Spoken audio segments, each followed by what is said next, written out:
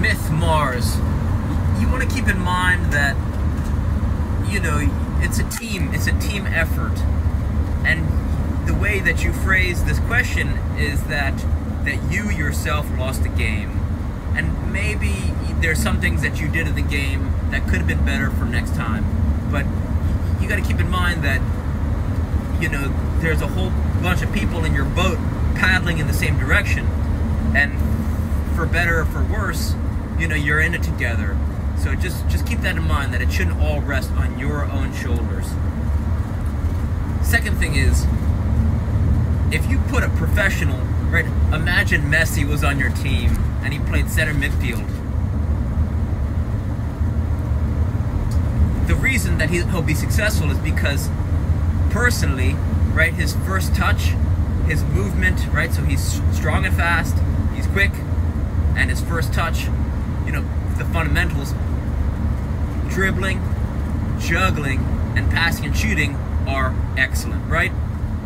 So if you can only control one thing, it's your personal training, right? So you got to ask yourself, what's one thing I could do today that's going to make me better tomorrow, right? Because if you're playing 7-a-side, since there's not that much numbers, since there's not that many people on each team, they can really affect how the outcome turns out.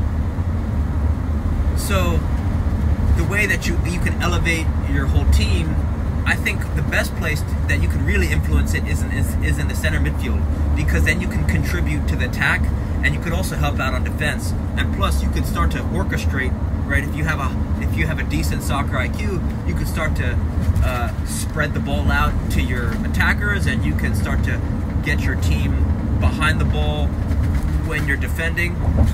So I think you have the right idea of playing center, you know, center defensive midfield or center midfield, whatever you said. So,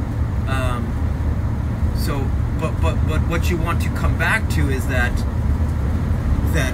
you can, just by spending 1 minute a day juggling, dribbling, and getting touches on the ball, either against a wall, using a kick trainer or a rebounder, it's like once you develop the habit for training for 1 minute a day, you're really going to see an improvement in your game, and you're going to have more fun playing. Right, because positionally, once you have the fundamental skills, then all it is for positions are, when you're attacking, you spread out, and then when you're defending, you compress towards your goal.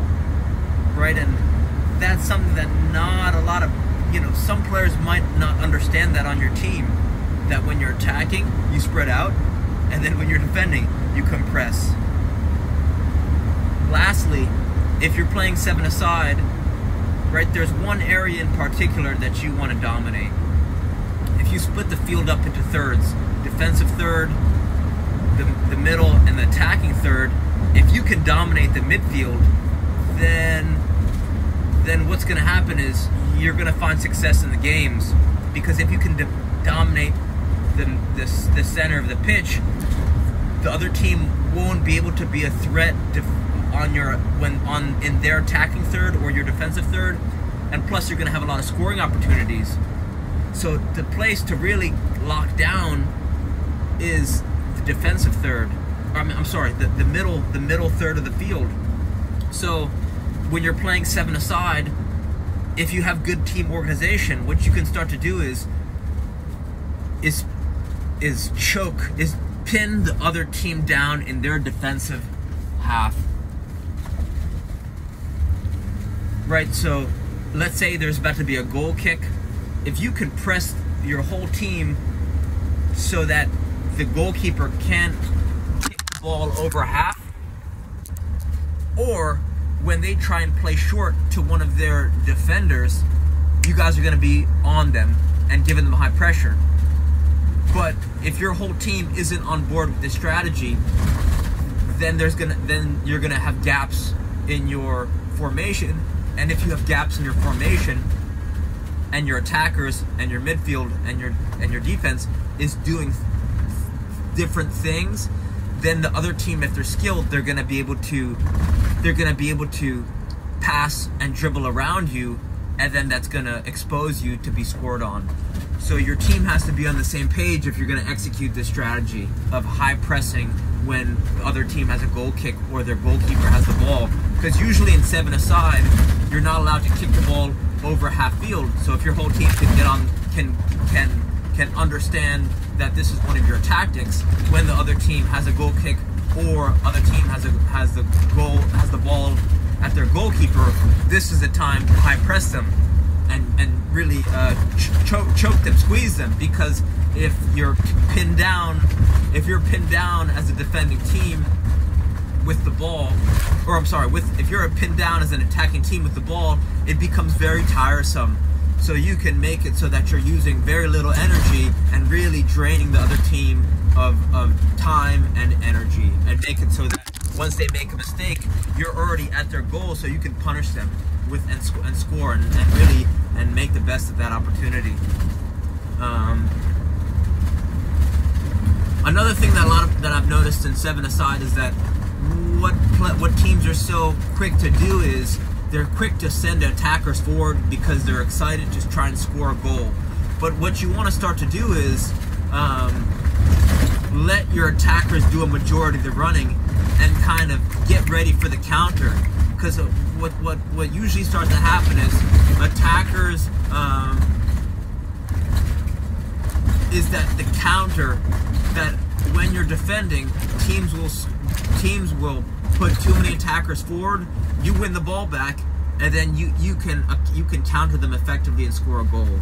So the strategy is, don't send too many attackers back, but rather wait to counter opposing teams, because a lot of teams, when attacking, they use too many players, and that exposes them to goals being scored on them in the opposite direction.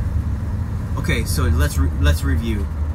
Strategy one is dominate the midfield.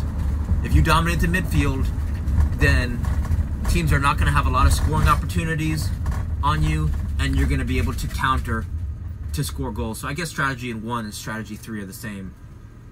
The second strategy is pin the other team down when they're in their own defensive third, or when they're in their own defensive third.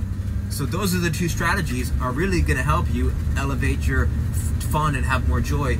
The third strategy is focus on what you can control, which is your own personal training routine. Even if that means showing up to the game 5, 10, 15, 20 minutes, half an hour early, getting yourself loose, and then getting the ball up on a juggle, getting out of your mind and into the ball. This is going to really, over time, even a minute a day training is going to add up, right? A minute a day training for a year is 365 minutes. That's a lot of minutes, and if each minute you're spending a little bit of time getting better, by the end of the year, you won't even be able to recognize yourself of the player who you were, right? Because the quality of your touch, your vision, your timing, your balance is going to be improved significantly, especially if you're training barefoot. So then you have, then you're getting a deeper understanding of where the ball is going each time you touch it. And then if you start to incorporate juggling, dribbling with different sized balls, I mean, your training regimen is really going to improve not only yourself but your whole team, since in 7-a-side it really matters. Each player's a level and ability. So keep some of those things in mind.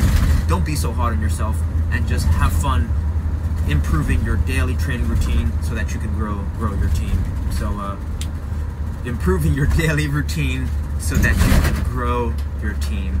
So hopefully this helps. Reach out with any questions. All right, thanks.